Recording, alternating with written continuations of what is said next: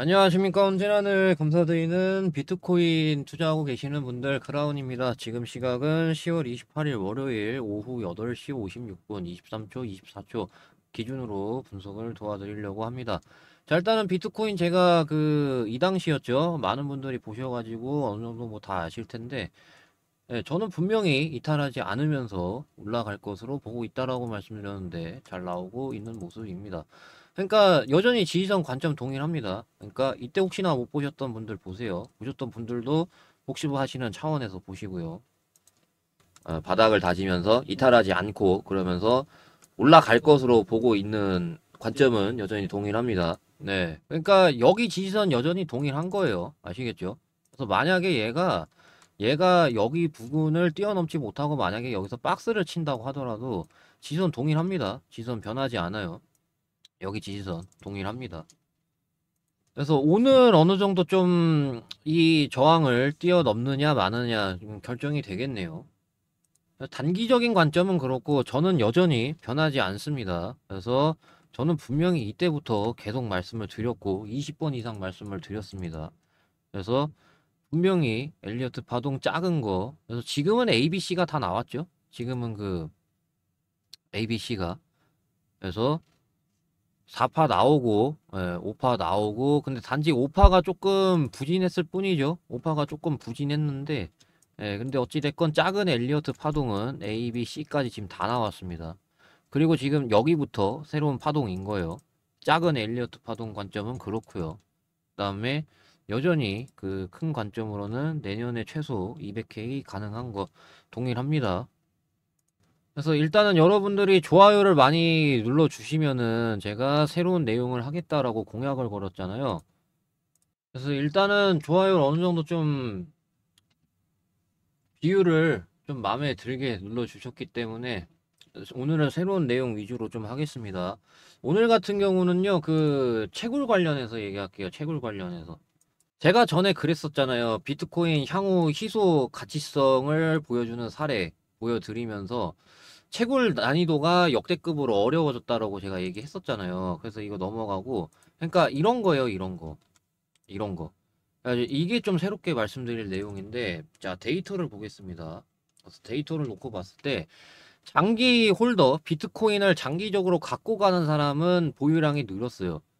근데 채굴하는 물량이 줄었습니다, 오히려. 그래서 10월 기준입니다, 이 데이터. 10월 기준인데요. 그래서 보시게 되면은 10월 기준으로 했을 때 비트코인 3년 이상 보유한 장기 홀더 보유 물량은 지난 1월 비해서 늘었습니다, 확실히. 자, 그래서 여기 데이터를 놓고 보겠습니다. 그래서 2024년 1월 1일입니다. 2024년 1월 1일하고요. 그 다음에 여기 같은 경우는 10월 25일입니다. 비교적 최신 데이터입니다. 2024년 10월 25일이고요. 얘는 2024년 1월 1일입니다. 그래서 그런 기준으로 놓고 봤을 때, 자, 일단 장기 보유자 전체적으로, 네, 여기서 는 거를 볼 수가 있습니다. 그래서 3년 이상 보유한 사람 230만 개에서 297만 개, 이렇게 해서 늘었고요. 그리고 7년에서 10년 동안 비트코인 보유하고 있는 사람 물량이 늘었습니다. 이전 대비해서 늘었어요. 자, 그리고 뭐 물론 나머지 줄어든 거 있어요. 나머지 뭐 줄어든 것도 있는데, 근데 저는 좀 여기 구간이 중요하다라고 봅니다. 그런 관점으로 놓고 봤을 때 전체적으로 5년에서 7년 갖고 간 사람은 줄었지만, 근데 그래도 7년에서 10년 이상 갖고 가는 사람하고 3년에서 5년 갖고 가는 사람 물량이 는 걸로 놓고 봤을 때는 한참 늘었어요. 네. 이거 줄어든 수량 대신에 그만큼 좀 많이 채워졌습니다. 네, 이런 것들로 인해서. 그래가지고, 일단은 비트코인 장기 홀더 보유 물량은 이렇게 좀 전체적으로 늘어난 거를 볼 수가 있습니다. 자, 근데 채굴. 투비마인드 이게 채굴입니다. 채굴. 네. 그래서 채굴 물량 보시게 되면은 이렇게 줄어든 거를 확인할 수가 있습니다. 네. 141만 개에서 122만 개로 줄어들었습니다. 그리고 제가 전에 새롭게 여러 기관들이 투자 합류했다라고 보여드린 적이 있었잖아요. 자, 요 새로운 내용이에요. 자, 보시면은요, 기존 기관들도 보유량을 늘렸어요. 그래서 장기 보유자도 마찬가지고, 그다음에 기관도, 기존 기관들도 보유량 늘리고 있습니다. 새로운 기관, 뭐 새로운 투자는 말할 것도 없고. 그러니까 모두가 다 보유량을 늘렸다라는 거예요. 네, 제가 말씀드리고 싶은 건 그런 말. 그래서 데이터를 보시게 되면은 여기서 보유량이 늘었다가, 그러니까 어느 정도 바닥이 잡혀갈 때쯤에 보유량을 늘렸어요. 그 뒤로 이제 상승이 나오고 어느 정도 이렇게 전고점 부근에서는 매도를 했단 말이에요. 기관들이. 근데 그러다가 다시 보유량이 올라간 걸 볼 수가 있습니다. 어느 정도 이런 것들 활용해서 매도 타점들을 활용할 수 있거든요. 기관들 보유량. 이게 보유량입니다. 이렇게 보유량인데, 예, 최근 들어서 계속 줄어들다가 네, 이렇게 좀 늘어난 거를 확인할 수가 있습니다. 그러니까 저는 이게 무슨 의도로 보냐면요, 여기까지는 계속 빠졌잖아요, 보유량이. 여기까지는 계속 보유량이 빠졌다가 최근 들어서 이제 올라가는 게 저는 이거라고 생각을 해요. 그러니까 비트코인 이제 그 차트 보시게 되면은요, 얘네들이 계속 보유량을 계속 줄였는데 근데 어느 정도 이렇게 그 마이크로 스트래티지라던가 보유량이 불타겠다는 사실이 밝혀지게 되면서 그러면서 어느 정도 물량을 여기서 늘려갔다라고 보는 거예요. 더 이상 이제 이탈할 사항이 없겠구나 판단을 해가지고 기존 기관들이 이렇게 보유량을 그에 따라 어느 정도 늘렸다라는 게 제네피셜이라고 생각을 하는 거예요.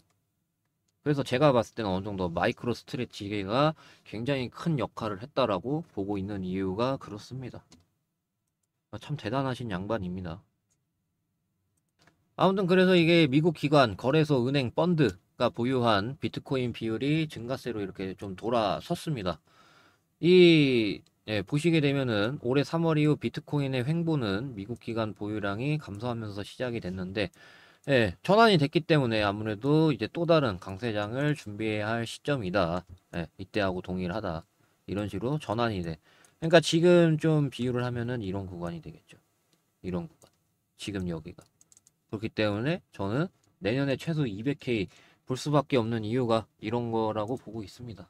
이런 것들도 이제 한몫을 하고 여러 그게 있죠. 그래서 일단은 얘네가 요렇게 돌파죠. 69.5K가 돌파가 되면은요. 69.5K가 돌파되면은 70K가 문제가 아니고 이게 70K에서 막힌 거라고 보시면 됩니다. 그렇기 때문에 여기 뚫으면은 뭐 당연히 70K는 그거고 어느 정도 72K로 봐야 됩니다. 72K 아시겠죠? 이 부근 라인으로 보시면 됩니다. 72에서 73이네요. 72에서 73K 여기가 중요합니다. 과거에 보시면은요, 얘네가 그 지지선 역할을 해줬었거든요.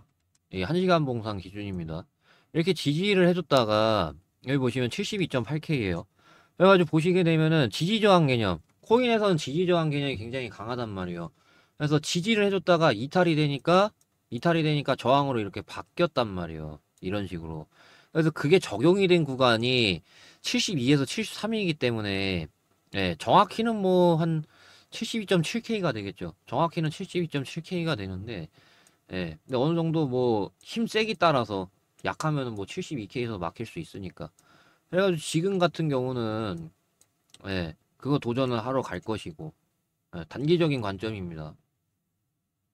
그래서 지금 비트코인 관점은 그렇게 보고 있고요. 어느 정도 지지 테스트는 여기서 좀 맞췄다라고 보고 있습니다. 그래서 여기서 뭐 이렇게 설사 다시 내려온다고 하더라도 지지해 줄 것으로 보고 있습니다. 아시겠죠? 그래서 비트코인은 지금 그렇고요.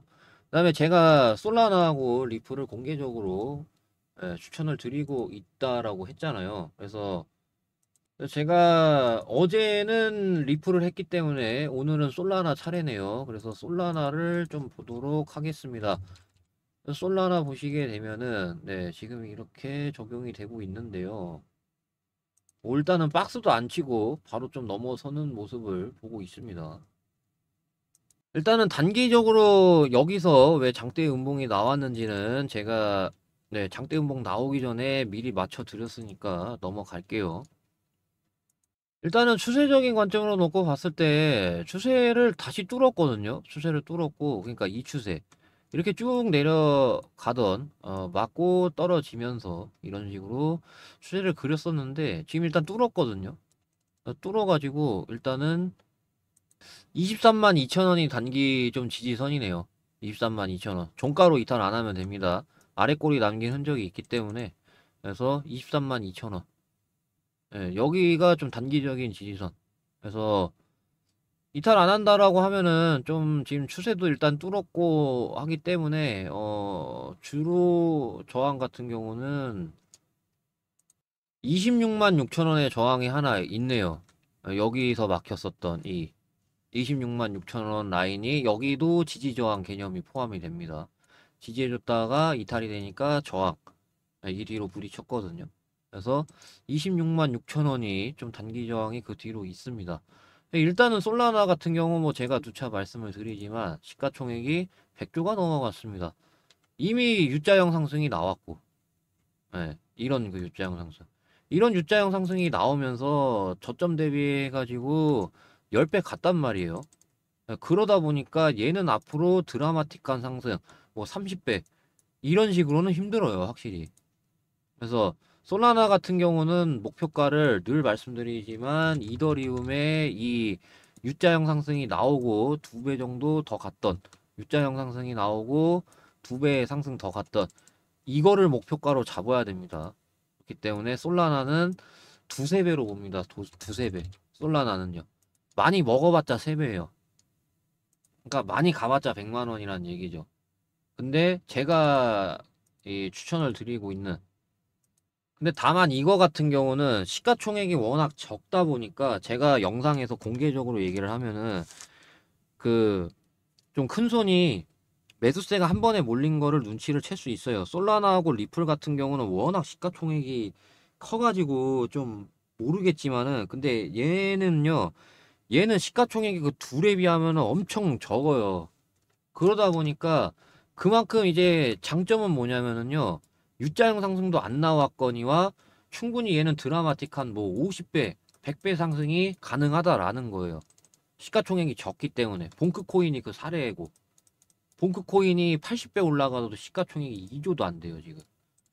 그렇기 때문에 제가 시가총액이 적으면서 모멘텀은 좋고 그런 것들 잡으라고 했었던 게 그런 겁니다.